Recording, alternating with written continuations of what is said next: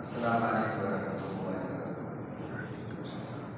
Alhamdulillah alladzi waqafa wassalatu wassalamu ala sayyidil mursalin wa ala alihi wa ashabihi ajma'in.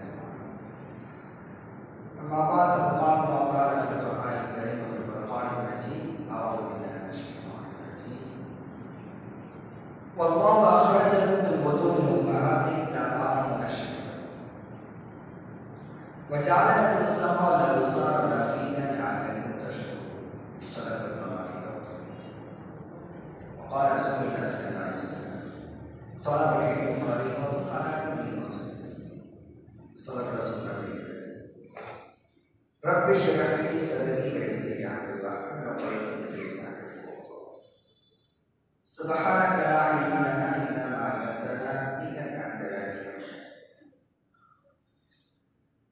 இவ்வுலகை படைத்து வழிபாடு கொண்டிருக்கின்ற பேரிழவன் அல்லாஹ் வரைக்கும் புகழ் அனைத்து மனிதார். இவ்வுலக மக்கள் அனைவருக்கும் வழிகாட்டியாக வந்த அவர்களை பின்பற்றிய சாபாக்கள் மற்றும் இங்கே குழுமி இருக்கின்ற நம் அனைவர் மீதும் அம்மாவுடைய வெற்றாக்கரணையை உண்டாகும். கணிதக்கூடிய சாப்பிட்டு சொல்லுங்கள் அனைவருக்கும் சராக கணிதக்கூடிய இஸ்லாமிய பெரியவர்களே சொல்வர்கள். நம்முடைய பிள்ளைகளை எல்லாம் தேர்வு எழுதி அவருடைய மதிப்பெண்கள் வந்து கொண்டிருக்கின்றன. இன்னும் சிலருக்கு வர வேண்டியது இருக்கிறது. இப்படிப்பட்ட இந்த சூழ்நிலையில் நம்முடைய பிள்ளைகள் கல்வி கற்க வேண்டியதன் அவசியம். கல்வி மட்டுமல்ல, அதிலே உயர்கல்வியை படிக்க வேண்டியதின் அவசியத்தை நாம் தெரிந்து கொள்ள வேண்டும். இஸ்லாமிய மார்க்கம் நமக்கு கல்வியின் முக்கியத்துவத்தை வலியுறுத்துகிறது. அந்த வகையில் முதலாக அருளப்பட்ட வசனமே படிப்பீராக என்பதை குறித்து தான் அல்லாஹ் தஆலா முதல் வசனத்தை அருளினார். ஆக இக்ரா பிஸ்மி ரப்பிக்கல் லதீ ஹலக், படைத்த இறைவனின் பெயரால் ஓதுகிறாக என்று அல்லாஹ் தஆலா முதலாக அந்த வசனத்தை அறிந்தார். அதன் மூலம் கல்வியின் முக்கியத்துவத்தை நாம் உணர்கின்றோம். ஒவ்வொருவரும் படிக்க வேண்டும். படிப்பது மட்டுமல்ல, உயர்கல்வியை நம்முடைய பிள்ளைகள் உயர்கல்வி படித்து உயர் பதவிகளை அடைய வேண்டும்.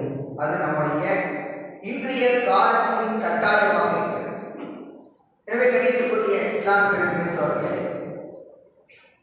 இந்த கல்வியை பெறுவதன் முக்கியத்துவம் என்ன என்பது குறித்து நபி ஸல்லல்லாஹு அலைஹி வஸல்லம் அது குறித்து என்ன சொல்லியிருக்கிறார்கள், அவருடைய வாழ்க்கையில் என்னென்னலாம் நடைபெற்றிருக்கின்றன என்பது குறித்து நாம் தெரிந்து கொள்ள வேண்டியது அவசியம்.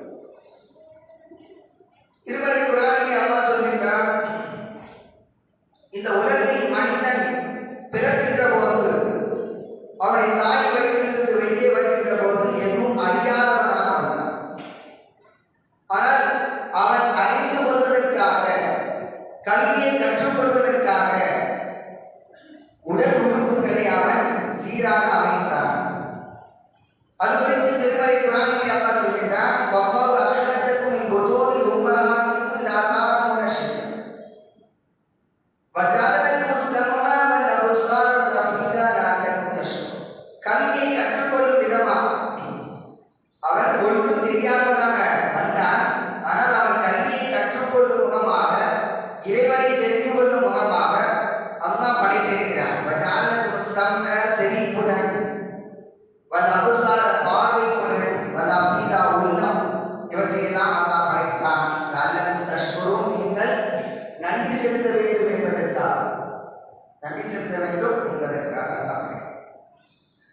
கணிதக்கூடிய இஸ்லாம் பெரியவர்களே, நமக்கு இந்த உடல் உறுப்புகளை வழங்கியிருப்பதன் காரணம் நாம் நல்லவற்றை கேட்டு, நல்லவற்றை பார்த்து, நல்லவற்றை நம்முடைய உள்ளத்தால் சிந்தித்து கல்வியை அடைய வேண்டும். இறைவனை நாம் புரிந்து கொள்ள வேண்டும். இறைவனுடைய கோடான கோடி படைப்புகளை பார்த்து இறைவன் ஒருவன் இருக்கின்றான், அவன் வல்லமை மிக்கவன் என்பதை நாம் உணர்ந்து கொள்ள வேண்டும் என்பதற்காகவே நமக்கு செவிகளையும் பார்வையையும்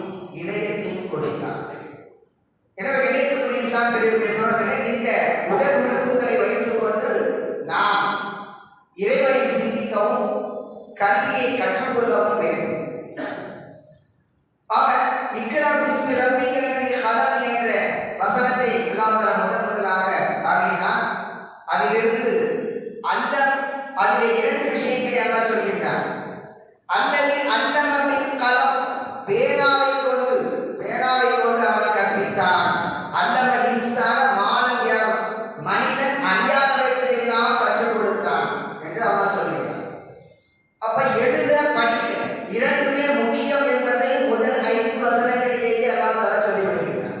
முதல் வகி, அந்த முதல் வகியிலேயே எழுதவும் வேண்டும் படிக்கவும் வேண்டும் என்பதை அல்லாஹ் தஆலா சொல்லி முடிக்கிறான். எனவே இஸ்லாம் பெரியவர்களே சகோதரர்களே, நாம் எழுதவும் வேண்டும் படிக்கவும் வேண்டும். இன்று எழுத தெரியாதவர்கள் இருக்கின்றார், நம்மிலே எழுத தெரியாதவர்கள் இருக்கின்றார். தாய்மொழி தமிழிலே கையெழுத்து போட தெரியாது.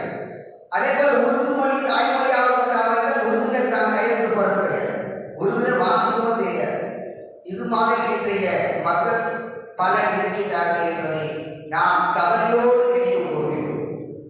கணிதத்துக்குரிய இஸ்லாம் பெரியவர்களே சகோதரர்களே, அதாவது நபி ஸல்லல்லாஹு அலைஹி வஸல்லம் சொல்லக்கூடிய ஒரு செய்தி, தலபுல் இல்மி ஃபரீதத்துன் அலா குல்லி முஸ்லிம் என்ற அந்த ஒரு வாக்கியம், அந்த முஸ்லிம் என்ற ஒரு வாக்கியம் நம் அனைவரையுமே குறிக்கிறது.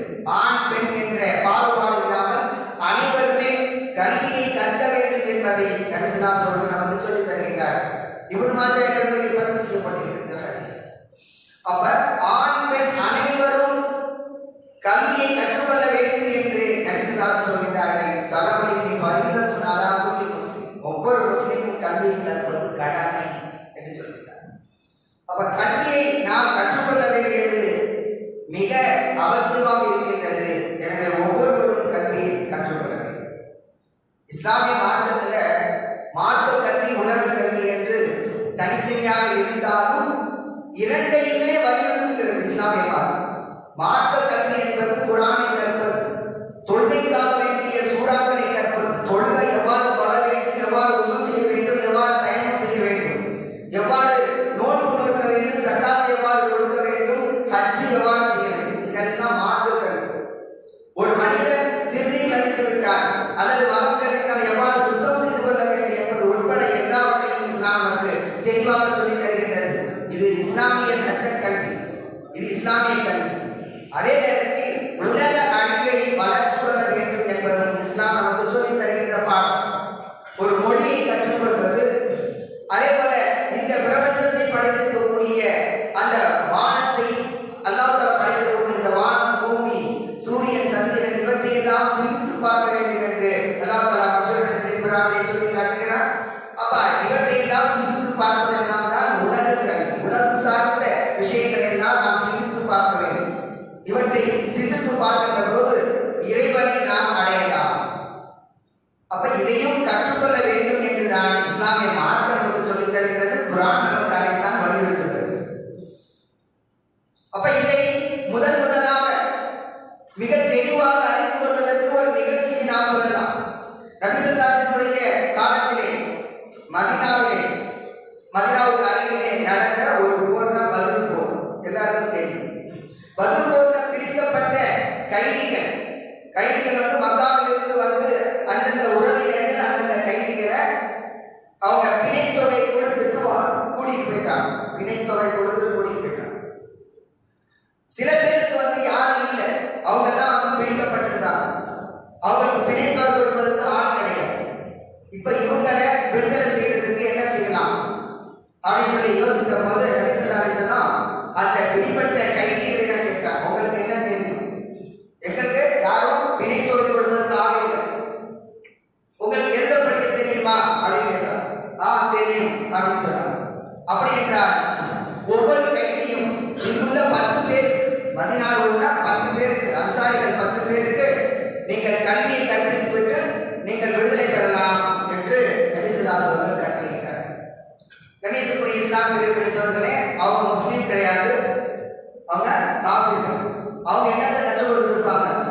எழுத படிக்க, மொழி, ஒரு மொழியை எப்படி வாசிக்கணும் அப்படிங்கிறது குறித்து அவங்க கற்றுக் கொடுத்தாங்க.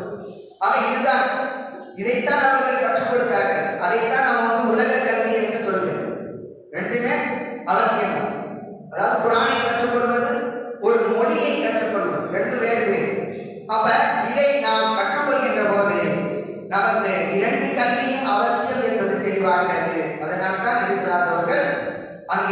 அந்த கைதிகளுக்கு கட்டளையிட்டார்கள். 10 பேருக்கு கற்றுக் கொடுத்தது, ஒவ்வொரு ஆளும் 10 பேருக்கு கற்றுக் கொடுத்து, அதுல கற்றுக்கொண்டவர் தான் ஒருத்தரே. அதை கற்றுக்கொண்ட ஒருவர் ஸைத் இப்னு சாபித் ரலியல்லாஹு அன்ஹு. அவங்க மிகச்சிறந்த அறிஞராக பிற்காலத்தில் விளங்கினார்கள் என்பது தெரியும். அதே போல குர்ஆனை அவர்கள் தான் கோர்வை செய்தார்கள் என்பது நமக்கு தெரியும்.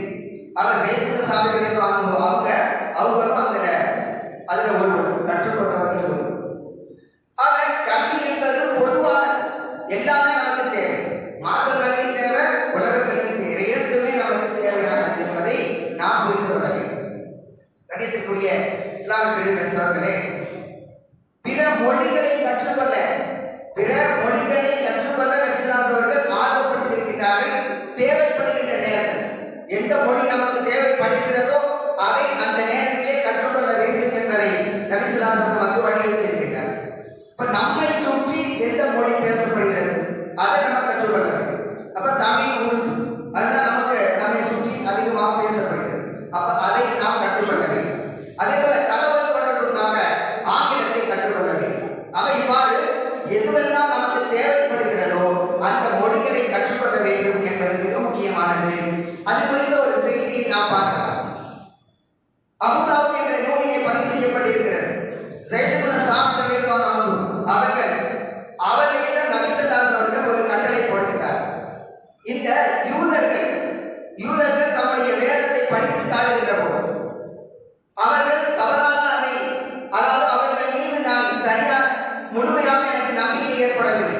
எனவே நீங்கள் அவர்களுடைய மொழியை கற்றுக்கொள்ளுங்கள். ஹீப்ரு மொழியில தான் தௌராத் இருக்கு.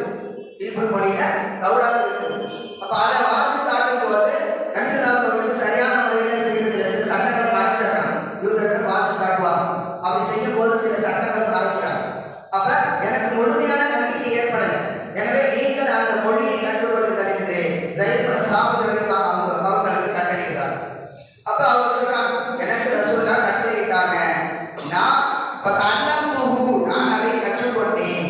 பலம் யமுர் நபி இல்லா மிஸ்ருஷா ஹத்தா ஹலத்துஹு.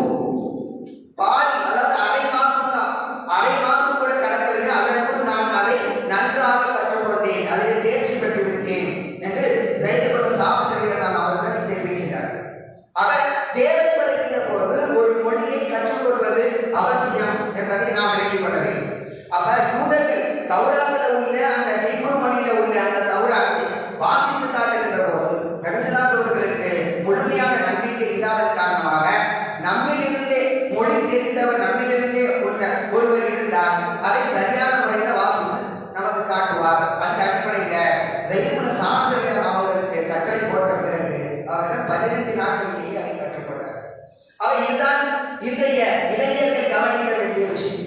இப்ப இளைஞர்கள் நினைத்தால் ஒரு மொழியை அல்லது ஒரு துறை சார்ந்த விஷயங்களை, அறிவியல் விஷயங்களை, இன்றைக்கு வரக்கூடிய பல்வேறு தகவல்கள், அந்த கம்ப்யூட்டர் சார்ந்த நாலேஜ், இது எல்லாவற்றையுமே கற்றுக்கொள்ள முடியும். தேவைக்கேற்ப கற்றுக்கொள்ள முடியும். அதிலே தேவை ஒன்றுதான் ஆர்வம் இருந்தால் எதையும் கற்றுக்கொள்ளலாம்.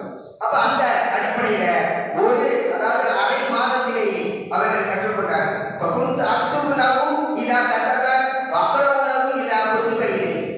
அவங்களுக்கு ஏதாவது கடிதம் எழுதணும்னு சொன்னாங்க, நானா எழுதுவேன், நான் தான் எழுதி கொடுப்பேன். அதே போல கடிதம் வந்தால், பிற இடத்திலிருந்து கடிதம் வந்தால் அதை நானா வாசித்து காட்டுவேன் என்று சொன்னாங்க. அப்ப மொழி அறிவு இருந்தது காரணமாக நபி ஸல்லல்லாஹு அலைஹி வஸல்லம் ஒரு டிரான்ஸ்லேட்டராக ஸைத் இப்னு சாபித் ரலியல்லாஹு அன்ஹு அவர்கள் இருந்திருக்கிறார்கள் என்பதை பார்க்கிறோம். ஆக மொழி புலமை என்பது மிக அவசியமானது என்பதை இந்த நேரத்தில் நாம் தெரிந்து கொள்ள வேண்டும். கணிதத்துக்குரிய இஸ்லாமிய பெருமக்களே, இந்த உலகத்திற்கு கல்வி சார்ந்த புரட்சியை கொடுத்தது இஸ்லாமிய மார்க்கம். இஸ்லாமிய வல்லுநர்கள், அறிஞர்கள் இந்த உலகத்திற்கு பல்வேறு கண்டுபிடிப்புகளை கொடுத்திருக்கிறார்கள். நம்ம வரலாற்றில் படிக்கின்ற போது நமக்கு தெரியும். அப்படிப்பட்ட இந்த முஸ்லிம் சமுதாயம் கல்வியிலே மிகவும் பின்தங்கி இருக்கிறது, இந்தியாவில் மிகவும் பின்தங்கி இருக்கிறது என்ற ஒரு செய்தியை சச்சார் குழு என்பது அந்த குழு நமக்கு கொடுத்தது, அரசுக்கு ஒப்படைத்தது என்பதை பார்க்கிறோம். 2006ஆம் ஆண்டு சச்சார் குழு அந்த கமிட்டி தான் வந்து முஸ்லிம்கள் இந்த அளவிற்கு மிகவும் பின்தங்கி இருக்கின்றார்கள், கல்வி ரீதியாக, பொருளாதார ரீதியாக மிகவும் அப்ப இந்த அளவிற்கு நாம் பின்தங்கி இருக்கிறோம் சொன்னால் நம்மை சார்ந்தவர்கள் கல்விக்கு, அதாவது உலகுசார் கல்விக்கு அவர்கள் முக்கியத்துவம் கொடுக்கவில்லை என்பது தெரிகிறது. அதிலும் குறிப்பாக வட மாநிலங்களான உத்தரப்பிரதேசம், பீகார், அஸ்ஸாம், காஷ்மீர், மேற்கு வங்காளம் இது போன்ற பல்வேறு மாகாணங்கள், பல்வேறு ஸ்டேட்ல, பல்வேறு மாநிலங்கள்ல முஸ்லிம்கள் மிகவும் பின்தங்கி இருக்கின்றார்கள், அடிமட்ட வேலைகளை செய்து வருகின்றார்கள் என்ற தகவலை அந்த சச்சார் கமிட்டி கொடுத்தது என்பதை நாம் பார்க்கிறோம். அதன் பிறகு கொஞ்சம் ஒரு விழிப்புணர்வு ஏற்பட்டு இப்ப மாணவர்கள் கொஞ்சம் அதிகமாக ஆங்காங்கே படிக்க தொடங்கி இருக்கிறார்கள். தமிழ்நாட்டை பொறுத்த மட்டும் ஓரளவு படித்தவர்கள் இருக்கிறார்கள் என்பதை நாம் பார்க்கிறோம். ஆக இன்னும் அதிகரிக்க வேண்டும் என்பதுதான் நம்முடைய எண்ணம். அதற்காக நாம் அதிகமாக போராட வேண்டும், முயற்சி செய்ய வேண்டும். அதாவது இன்னும் ஒரு படி மேல நம்முடைய முஸ்லிம்கள் அனைவரும் படிக்கணும்னு சொன்னா மிக எளிதான ஒரு முறை, யாரெல்லாம் படிச்சிருக்காங்களோ அவங்க ஒரு 10 பேரை படிக்க வைக்கும். அது ஒரு டாக்டர் இருக்கிறான்னு சொன்னா ஒரு 10 பேர் டாக்டராக உருவாக்குங்க. உங்களுடைய பொருளாதாரத்தை செலவு செய்து ஒரு 10 பேர் இந்த சமுதாயத்துக்கு உருவாக்குங்க. அது உங்களுக்கு என்றென்றும் நன்மையாக சதப்பத்தில் ஜாலியாக அது உங்களுக்கு. அது மாதிரி ஒரு வக்கீல் இருக்கிறான்னு சொன்னா அவர் நம்முடைய பொருளாதாரத்தை செலவு செய்து நம்முடைய சமுதாயத்தில் ஒரு 10 பேர் அந்த மகனாவில் அல்லது சுற்றி உள்ள மகனாக்கள்ல ஒரு 10 பேரை தேர்ந்தெடுத்து அவங்கள வக்கீலாக ஆக்குங்க. அது எப்படி எழுதணும், என்ன எங்க படிக்கணும், எதை தொடர்பு கொள்ளணும் அப்படிங்கிற வழிகாட்டல் உட்பட பொருளாதார செலவழிப்பு உட்பட எல்லாவற்றையும் நீங்கள் பார்த்து ஒரு 10 பேர் உருவாக்குங்க. நம்முடைய சமுதாயம் ஒரு 10 ஆண்டுகள்ல எல்லோரும் படித்தவர்களாக அல்லது அதிகமானவர் படித்தவர்களாக உருவாகி விடுவார்.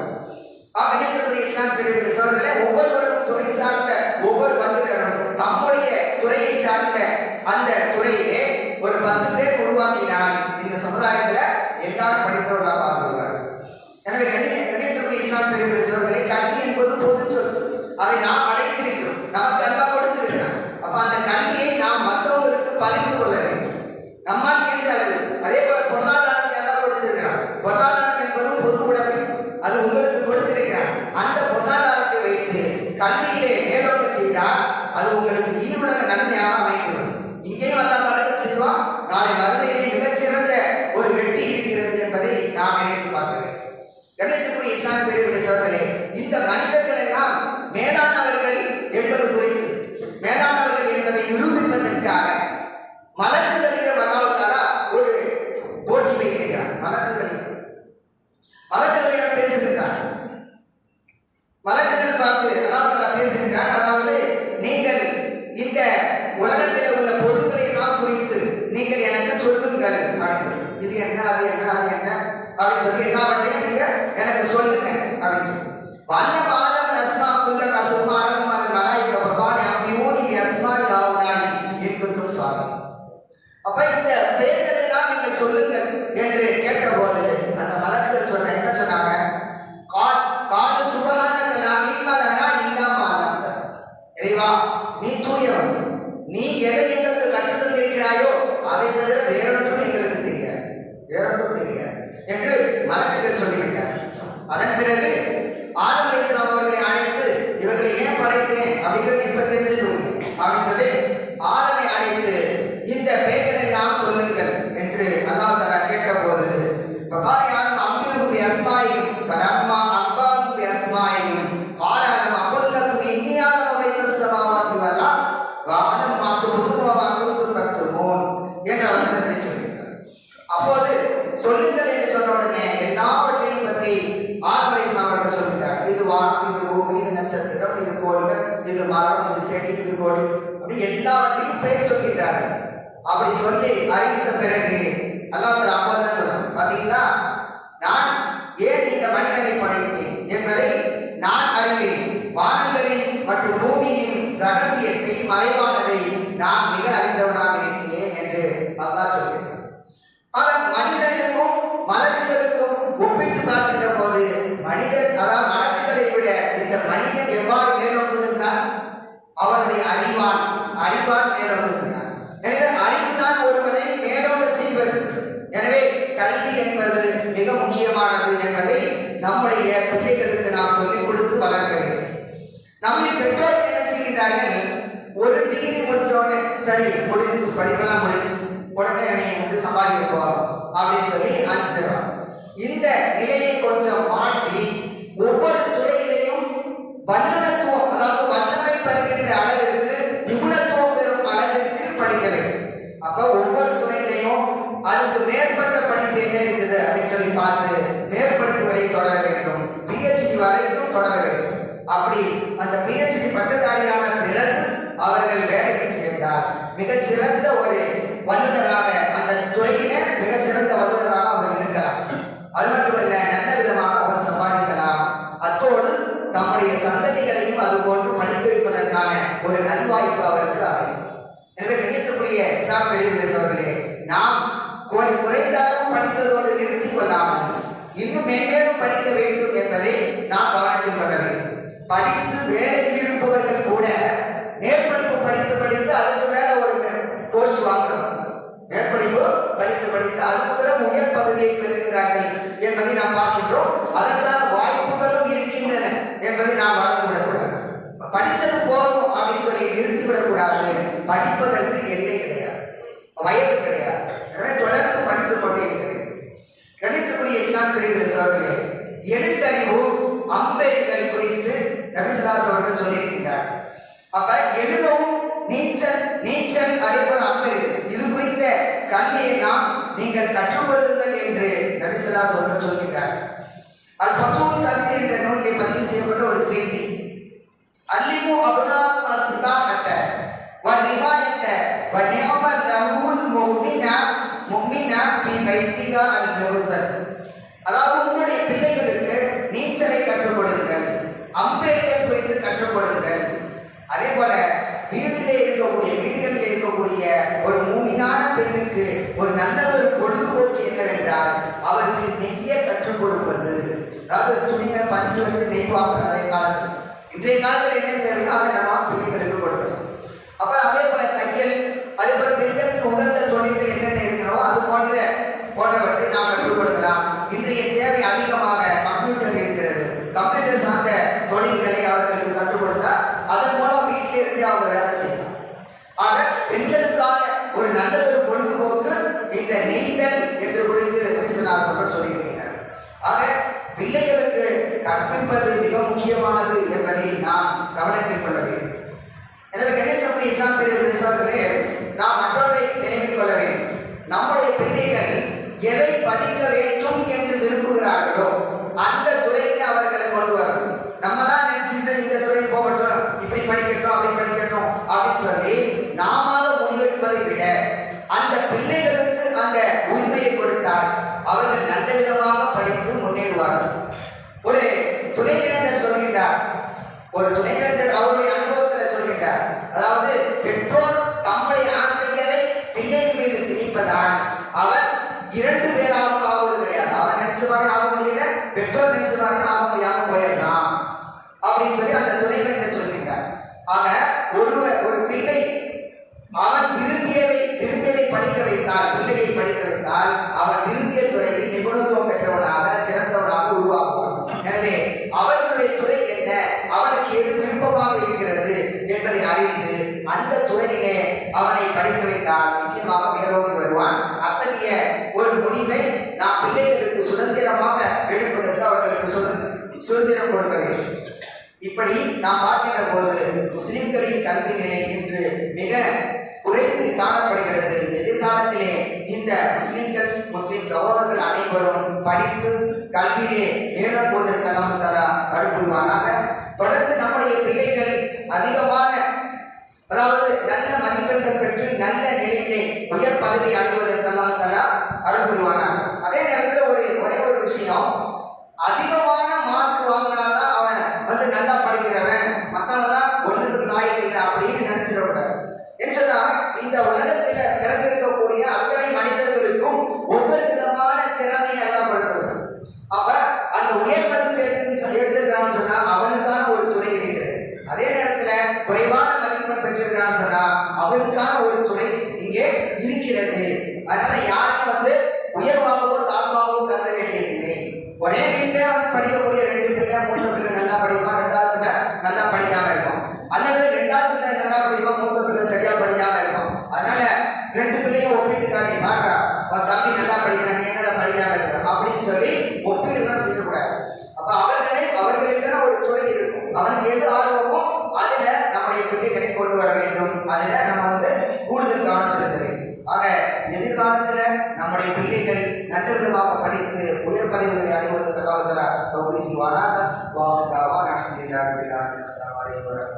தருவார்.